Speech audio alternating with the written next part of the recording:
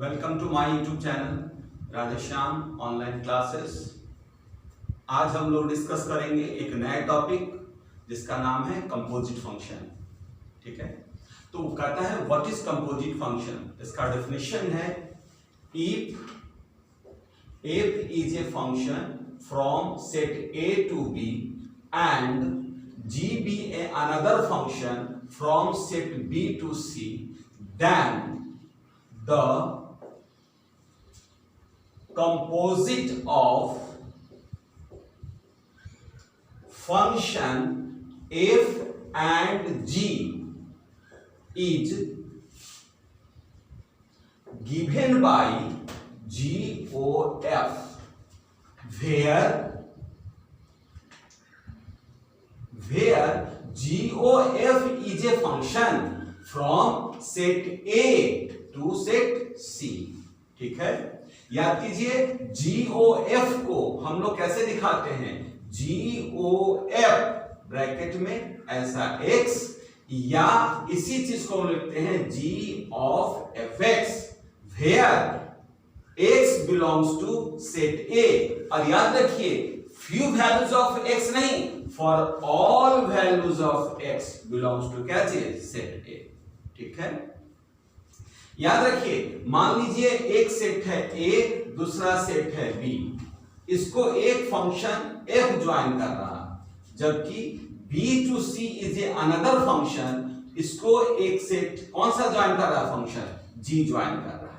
ठीक है, अब जरा समझिए मैंने क्या लिखा, x belongs to set A, कहने का मतलब जो x हमारा है सेट A का एलिमेंट है, तो एक नहीं A to Z element of क्या चीज, सेट A।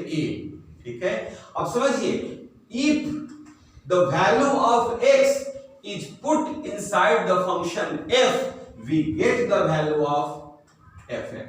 ठीक है, जब हम x का वैल्यू f में रखते हैं तो बदले में क्या मिलेगा हमको, वैल्यू ऑफ fx। ठीक, और फिर इस वैल्यू ऑफ fx को जब हम किसके अंदर रखते हैं, g के अंदर रखते हैं, तो हम वैल्यू गेट करते हैं किसका, GOF का। GOF मतलब G ऑफ fx। ठीक है, अब इस चीज को ध्यान से समझिए और पहला बात यहां देखिए, this is the function known as क्या, GOF। अब सबसे पहला चीज ये देखिए, आपका जो GOF है किसको ज्वाइन कर रहा है, सेट A को। यहां देखिए सेट A को। ठीक, तो GOF का डोमेन क्या हुआ, सेट A, और F का भी डोमेन क्या है, सेट A, है ना।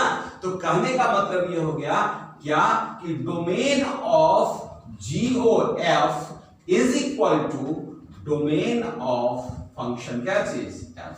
ठीक है, अब आइए ये GOF सेट A को किससे ज्वाइन कर रहा है, सेट C से ज्वाइन कर रहा है, पक्का। तो सेट C क्या हो गया, दूसरा नंबर पॉइंट आइए, कोडोमेन ऑफ GOF बराबर जो सेट C है, और यहां देखिए सेट C यहां पर है ना, देखिए गौर से, G is another function which join set B to set C। इसका मतलब कि जो सेट C है वो G का क्या चीज है, कोडोमेन है, पक्का। कहने का मतलब ये हो गया कि कोडोमेन ऑफ GOF बराबर कोडोमेन ऑफ G, जो कि सेट किसके बराबर है, C के बराबर है, और यहां सेट किसके बराबर है, A के बराबर है, पक्का हो गया। अब एक चीज को और ध्यान रखिए, तीसरा पॉइंट जो बहुत कीमती है, क्या, range of F must be the subset of domain of क्या चीज, G। मतलब रेंज ऑफ F, जो F का रेंज है वो डोमेन ऑफ G का क्या होना चाहिए, सबसेट होना चाहिए। इस चीज को बढ़िया से समझिए आप। मान लीजिए सपोज कीजिए यहां पर x1 का इमेज क्या है, y1, x2 का इमेज क्या है, fx1 करके दिखाई, ज्यादा समझ में आएगा बात। x2 का इमेज क्या है, fx2, और मान लीजिए यहां पर फ्यू एलिमेंट्स है जिससे कोई लेना देना हमको नहीं है, पक्का हो गया। अब यहां पर आइए, ये हो गया फंक्शन f। अब यहां पर आइए, इसको क्या करता है, G। ठीक है, जब G के अंदर fx1 जाएगा तो बदले में हमको क्या मिलेगा, G ऑफ fx1, और इमेज ये देगा और इसके लिए क्या देगा, g ऑफ f(x2). पक्का। लेकिन मेरे बच्चे इस चीज को समझिए, क्या हम क्या देख रहे हैं, x1 x2, यहां मान लीजिए सेट A है, सेट B है, सेट C है। A का रेंज क्या है, f का रेंज क्या है, रेंज ऑफ f है, रेंज ऑफ f ये है हमारा f(x1) है और क्या चीज है, f(x2) है। पक्का। और यहां देखिए domain of g, domain of g क्या आपका है, f(x1) है, f(x2) है और मान लीजिए यहां पर a है और यहां पर क्या मान लीजिए b है। पक्का। अब आप खुद देखिए, आपको समझ में आएगा कि रेंज ऑफ f छोटा है किससे, डोमेन ऑफ g से। पक्का। तो कहने का मतलब हो गया कि range of f is the subset of क्या, डोमेन ऑफ क्या चीज, g। पक्का। क्यों डोमेन मैंने सबसे इक्वल का साइन लगाया, क्यों लगाया, हो सकता है कि f कैसा फंक्शन हो, इनटू फंक्शन न हो, क्या हो जाए तुम्हारा, ऑनटू फंक्शन हो। उस केस में क्या होगा, रेंज ऑफ f बराबर क्या होगा, डोमेन ऑफ g का। और अगर ये इनटू फंक्शन है तो क्या कहेंगे हम, प्रॉपर सबसेट ऑफ क्या चीज है, कोडोमेन है। पक्का हो गया। अब जरा ध्यान से देखिए, चूंकि g का डोमेन क्या है, b है, इसलिए यहां पर a का भी इमेज होगा, मान लीजिए क्या चीज, अल्फा, और b का इमेज मान लीजिए क्या चीज, बीटा। लेकिन हमको a b अल्फा बीटा से कोई लेना देना नहीं है। क्यों, क्योंकि हम क्या करते हैं, fx1 का वैल्यू g में पुट करते हैं, fx2 का वैल्यू g में पुट करते हैं, कभी भी उस वैल्यू को नहीं पुट करते हैं जो कि fx का वैल्यू नहीं हो।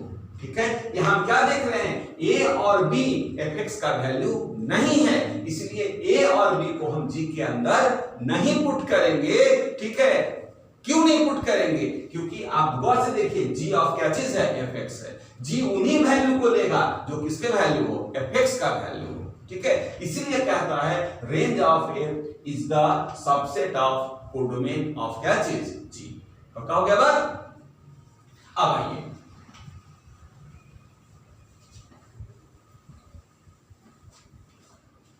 एक एग्जांपल हम लोग देखेंगे, ध्यान से देखिए। एग्जांपल नंबर 1, मान लीजिए मैं आपको इसको डिटेल में समझाता हूं। देखिए, मान लीजिए एक फंक्शन है f, दूसरा फंक्शन क्या है g।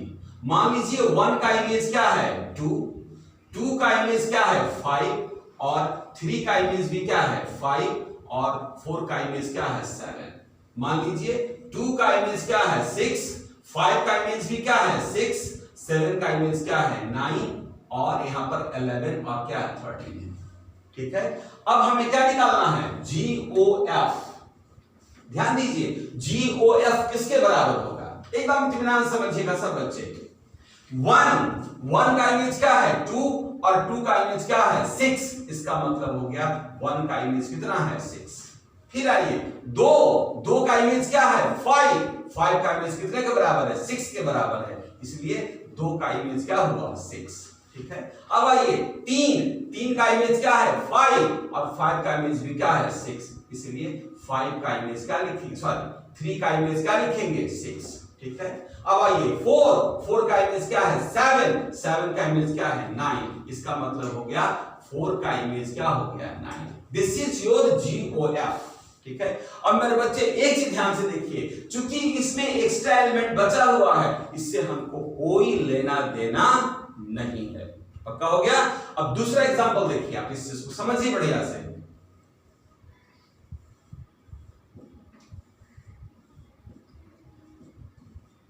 A, B और C। मान लीजिए 1 का इमेज क्या है, 3, 4 का इमेज क्या है, 5, 6 का इमेज क्या है, 9, और मान लीजिए यहां पर एक्स्ट्रा एलिमेंट है 2 और 7। मान लीजिए 3 का इमेज क्या है, 6, 5 का इमेज क्या है, 11, 9 का इमेज क्या है, 11, 2 का इमेज क्या है, 10, 7 का इमेज क्या है, 15, और यहां पर मान लीजिए एक्स्ट्रा एलिमेंट क्या पड़ा हुआ है, 7। ठीक है। अब जरा गौर से देखिए, अभी मैंने समझाया है आपको, हमें सिर्फ fx से मतलब है। ठीक है। उसके अलावा किसी और से मतलब नहीं है। कहने का मतलब what is the value of fx, 3, 5 और क्या चीज, 9। ठीक है। इसके अलावा यहां क्या लिखा हुआ है, क्या नहीं लिखा हुआ है, इससे हमें कोई लेना देना नहीं है। ठीक है, कभी भी कंफ्यूज नहीं करना है कि सर इसका प्री इमेज इधर अवेलेबल नहीं है, इससे कोई दरकार नहीं है। हमें बस दो चीज से मतलब है, सेट ए के हर एक एलिमेंट का इमेज कहां होना चाहिए, सी में होना चाहिए। क्यों? आपका डेफिनेशन क्या कहता है, for all x belongs to A.